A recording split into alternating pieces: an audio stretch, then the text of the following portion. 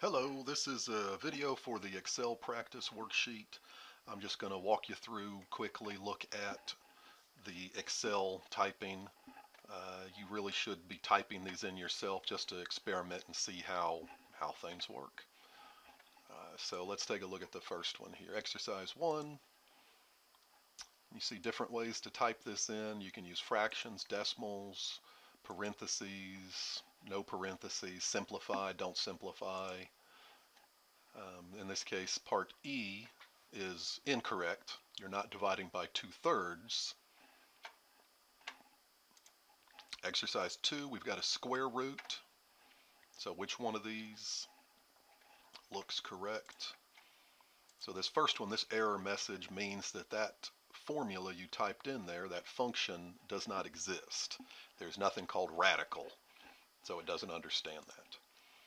Here is the command for a square root, SQRT. Also, any radical is an exponent, which you can type as a fraction or a decimal. When you use a fraction, you have to use parentheses. Here's the 1/2, but no parentheses. Here's the 1/2 with parentheses. Alrighty, number 3, we've got a cube root. So again, how do you type it in? There's 6 choices there. So why is that one wrong? Why is that one wrong? This one is the name. There's nothing called Q*bert. That was a video game. Here we've got an error message that's indicating it doesn't understand the number. So there's something wrong about what you've typed in there. I'll let you think about it. These last two, here we've got the exponent in parentheses. Unlike this one, the exponent's not in parentheses. Here we're multiplying by 1/3. The last one we're dividing by 3.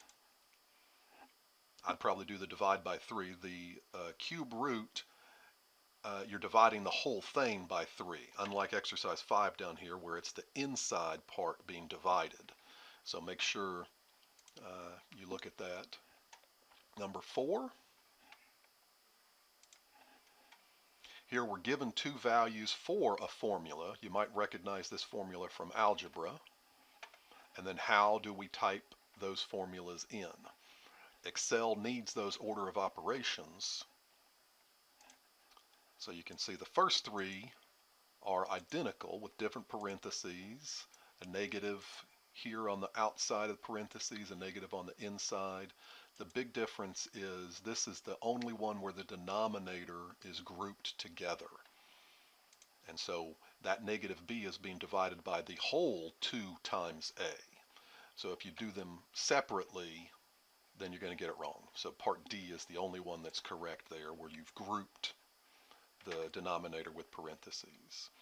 Exercise 5, 4th root. I didn't even bother to type that in. Like I said before, any of the radicals, you need to type the exponent in. The only one with a special word, special function, is the square root. So any other radical, you have to type the exponent in as is. If you are typing it in as a fraction, you have to put that in parentheses. The exponent in parentheses. And look at how everything else is grouped. That divide by 5 is inside the parentheses for that radical.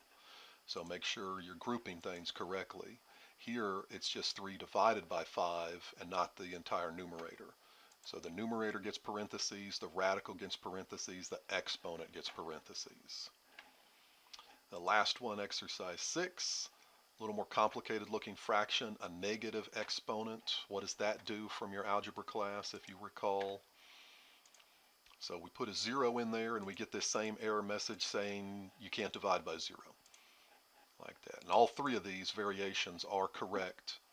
So be sure to explore how they're different and which one you're going to be more comfortable with when you see that situation there. So one of them, we're dividing by negative 2/3. Here's where we're dividing by negative 2/3. These other 2 variations are just simplifications or modifications of that formula, like that.